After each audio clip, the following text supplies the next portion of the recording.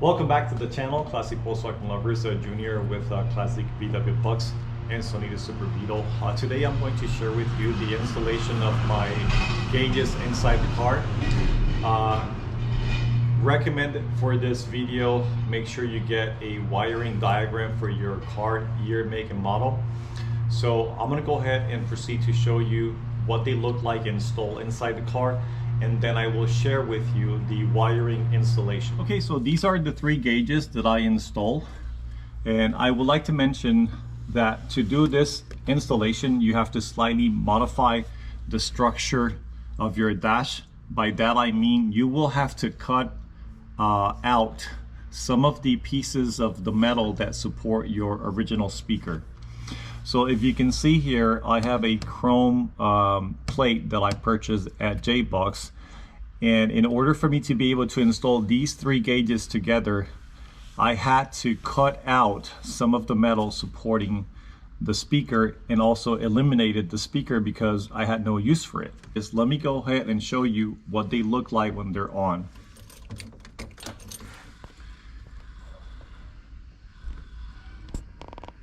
So you can see the oil pressure gauge is at 0. Normal, the car is off. This is the actual voltage of my battery. And this is my RPMs gauge, or my tachometer, which is at 0 because the car is off. So now I'm going to go ahead and start the car and show you the operation of the three gauges.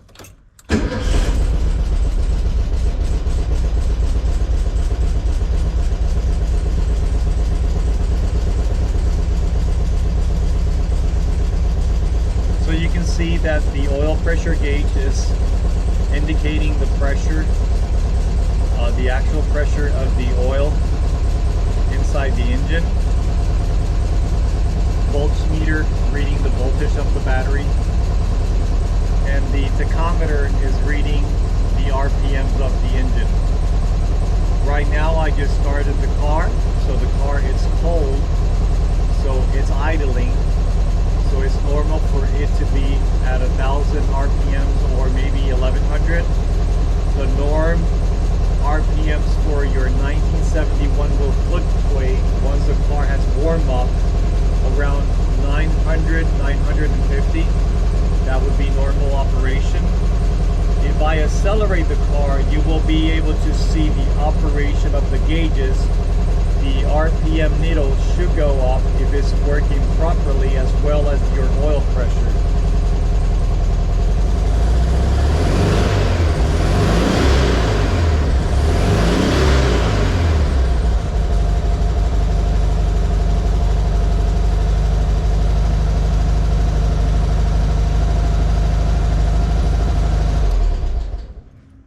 Okay, so we're looking now at the wiring diagram for my 1971 Super Beetle. And the first thing I'm going to do is point out where is my ignition switch wiring connection. So the first thing I want to do is I want to point over to the ignition switch, and I want you to pay attention to details and look at the wire, which is colored in yellow with black stripes. Notice how it's connecting to a T1 connector. In my car, that's a T3. So you might have a T1, but if you have a T3, it's fine. So that T1 connector is connecting to my yellow and black wire, which is coming from my ignition switch. And that wire connects to this red wire, which is red with black stripes. If you follow that wire,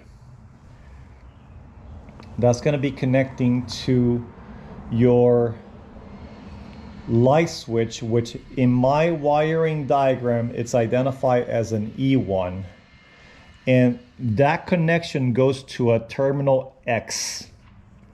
Notice that that terminal X, it's common here, and if you follow the wire, that black and yellow wire also connects to an X terminal connection.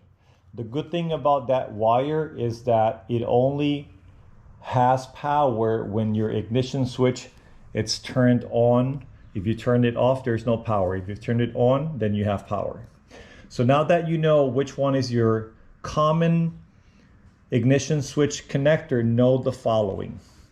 Here in this terminal connection, you're gonna have to pull this wire out. You're gonna have to cut it, splice it, and add an additional wire coming out that way, where you will be installing all of your red wires from all of your 3 gauges that are going to a common terminal connection for your ignition switch.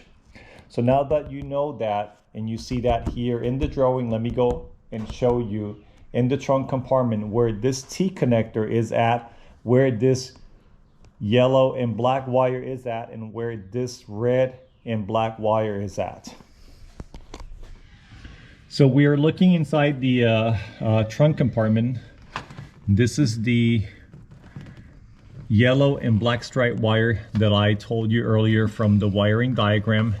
And if you see that wire in the T connector, it's actually connecting to the red and black wire that goes to the terminal X in your light switch, which is that one right there. You see that wire there?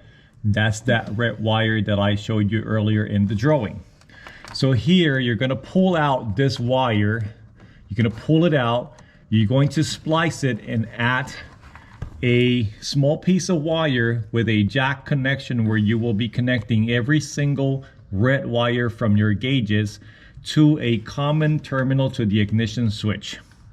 All right, so now that you know where this wire is at, I'll go ahead and proceed to explain the installation of the 3 gauges. All right, folks, so now let me go ahead and show you one of the most simple installation of these 3 gauges. Let's talk about the tachometer. The tachometer has only 3 wires. One of them is green, one of them is red, and the other one is black. Your green wire is the one that will be connecting to your coil. So if you take a look here in your coil, this is your coil, and this is that green wire that you're going to be sending your signal from to the gauge, and this is an external additional wire that you will have to purchase and supply yourself and install it in the car. You're going to have to route it in a manner that you can bring this signal all the way from here, from the engine compartment to the front trunk. Where is this wire connecting? If you look at your coil has a positive and a negative terminal. So you're going to be connecting this green wire to your negative terminal in your coil. As a reference, if you're not sure which one is your negative terminal, if you have a distributor like I do that has a condenser, your distributor that has a condenser also has a green wire that connects to your negative terminal. So now that you see that, I'm going to go ahead and show you inside the car how I ran mine, so you can get an idea on how you can run yours. Okay, so we are inside the car. As you can see, I have the green wire coming through the chassis through a grommet, and I ran this in a secure manner under the car. And as you can see here, I'm running the wire with zip ties right along the original harness in the car. And if you see, you follow the wire. This is how I did it. You can do it in a different manner, but I find it this way to be easy and safe. And the wire runs up to here through the OEM grommet and goes into the trunk compartment. So now let's go ahead into the trunk compartment and take a look on how I connected this gauge up here, which is the tachometer. And then I'll show you inside the trunk compartment the 3 wires and how I connected that. All right, so from the trunk compartment, this is your tachometer. The green wire that I showed you earlier in the engine bay, where the green wire is connecting to the negative terminal connection to the coil, is this green wire here. So this wire, if you look over here, is that wire right there coming through that grommet. So let's take a look now at the red wire. Again, a very simple connection. This red wire that you see right here, that's going to be connecting to the splice that you're going to be making at your T connector right there, which is this yellow and black wire. Pretty simple. And then your black wire, which is this black wire right there, you're going to be connecting that to a chassis, which is this connection right here, where you see all of these connections that I showed you earlier in the drawing. If you don't remember, I can always go back and show you in the drawing what that ground T connection looks like in the drawing. All right, so let's go ahead and take a quick look into the drawing. That's pretty much it for that connection. Let's go ahead and take a look into the drawing. Okay, so that terminal chassis connection that I show you with the multiple brown wires in the trunk compartment is this symbol that you see here in the wiring diagram. It's very close to your ignition switch wire, which is that one right there, and close to your speedometer. So you'll find it in between the two. You have your ignition switch wire, you got your speedometer, and that's your ground to chassis. All right, folks, so we're back inside the car. I'm going to show you now the wiring installation for the Voltmeter. So if you look over here, this is your Voltmeter. One of the most important wires that you're going to be running for this gauge here is the black ground wire that it's coming from the battery. All right, so here's the battery, and you can also do a splice in your negative wire. I already had mine preset when I ran my wiring for the car. So this is the ground wire from your negative pole right here, and I also ran this black wire. This is an 18 gauge wire, which is not supplied with your Voltmeter. You also have to purchase that separate at your auto parts store or your preferred hardware store. I ran that right along the side of the OEM harness, just like I did with the green wire, and through the grommet up here into the trunk compartment. So now we're going to go ahead and take a look at the installation of the wiring diagram that the gauge came with, and I'm going to show you how I connected that inside the trunk compartment. All right, so the gauge model that I got for my Voltmeter, it's a GV-520. This is the wiring diagram that came with the gauge. This red wire to ignition, it's supplied with the gauge, and this black wire that you see here to a splice and or a ground connection comes with the gauge.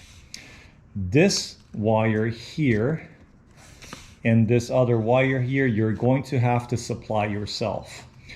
This is that one black wire that I ran from the battery, which is this one right here. And that's the one wire you want to make sure you run it directly from your battery. If you splice the black wire coming from the battery and you connect these two together, that will be enough. But if you want to also connect it to a chassis, you can do that and it will still function the same. It will operate fine. All right, so let's talk about this positive wire, which you have to supply yourself. It's also a 18 gauge wire. You can splice this wire with this other wire here. So those two are going to be red wires going to the ignition. So if you look here, red to ignition switch, 12 volts, and here red to ignition switch. So you can take these two together and splice them together in one connection and connect them to the splice connection at the T connector that I showed you earlier here in the drawing. Right here, that T connection to that little piece of wire that you added to connect all of your red wires, which are common to your ignition switch. Let me go and show you in the trunk compartment what that installation looks like.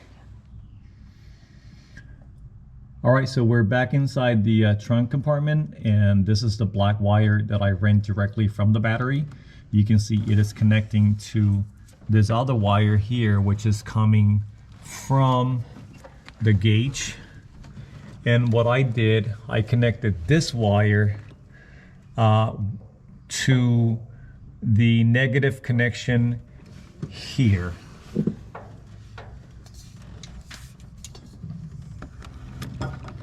Which is that one right there at the bottom. If you see my handle touching that middle connector right there, that terminal, that's where I connected that ground wire. Okay, then this one here, it's a red wire connection, which you can splice together with this red wire up here and connect those two wires to here, to the splice connection that is coming from the T connector right here from the ignition switch, the yellow and black wire. So it's that simple connection. Then this black wire, this additional black wire here, you can connect that to chassis to here, or you can choose to splice it and connect it together with the black wire that you ran from your battery right there, and that black wire right there, this one right here, which is basically this wire that you see here. And that's it for the voltmeter connection. The other thing that you have to do, which I forgot to mention earlier about the tachometer, is that now that we are here, look here and notice that your tachometer has a setting for 4, 6, and 8 cylinder. Obviously in your 1600 dual port, you're gonna set that to 4 cylinder. All right, so we have completed the installation of the voltmeter and the tachometer. I know that in a previous video I showed you how I install the oil pressure gauge, which is that one there, but I'll give you a recap really quick, okay? So with the oil pressure gauge, there are 2 wires that they go to the ignition switch, which is this yellow wire here and this white wire. These 2 wires, you can splice them together and connect them to your common ignition switch connection right there. That's how simple that connection is. Then you can take your red wire here also, hold on, right here. This red wire here, it's connecting to a battery or a source connection. And what I did, I found my fuse block and I labeled that so it'd be easier for you. And I connected that in the number 8 terminal of my fuse box at the top. If you grab your test light and you touch that, even with the car off, you'll notice that that's powered on. Okay, so that's the only wire that you're going to connect to a battery from the gauge, and I'll show you in the wiring diagram for that gauge why I connected that way. But that's pretty much it. And then the black wire is pretty straightforward. The black wire that you see right here,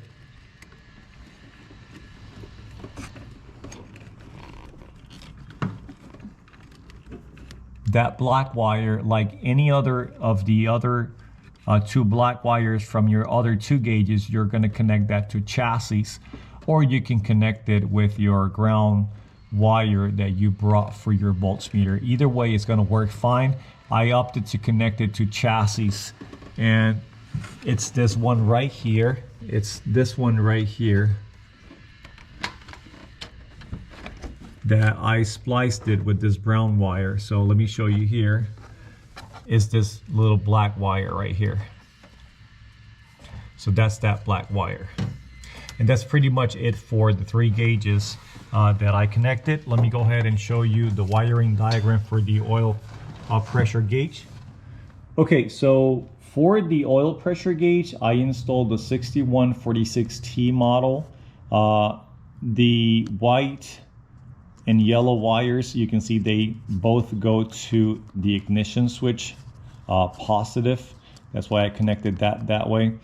The red wire goes to the battery, 12 volts, and you can see that I labeled that here number 8 because I'm keeping this drawing as a reference. I connected this to my fuse box terminal 8 because that's a terminal that always have continuous 12 volts power. And then the black wire, you can see here it says it goes to battery, negative to the battery, which you can connect that to ground or you can connect it to the battery. It's gonna work fine. I connected it to chassis and it's working fine for me. Now, there is a green wire that I didn't mention over there because I'm gonna go ahead and show you what I did here. It's a green wire coming off of this here, and I'll explain you why I did not run an extra green wire to bring this signal from the pressure sensor, which is installed in the engine compartment, and I'll show you the mechanical installation for this and how I opted to get this signal from the engine compartment all the way to the front trunk compartment. Let's go take a look at the rear end of the car. So before I go into more details about the wiring connection, let me talk to you about the mechanical installation, the most simple part here. For this installation, you have to remove your OEM oil sensor from the engine case, and you're gonna have to get yourself a brass T connection so you can put these two together. So you install the T. After you install the T, you can go ahead and install your OEM sensor, and then you can install the other sensor that comes with your gauge. That's the mechanical part, very simple installation.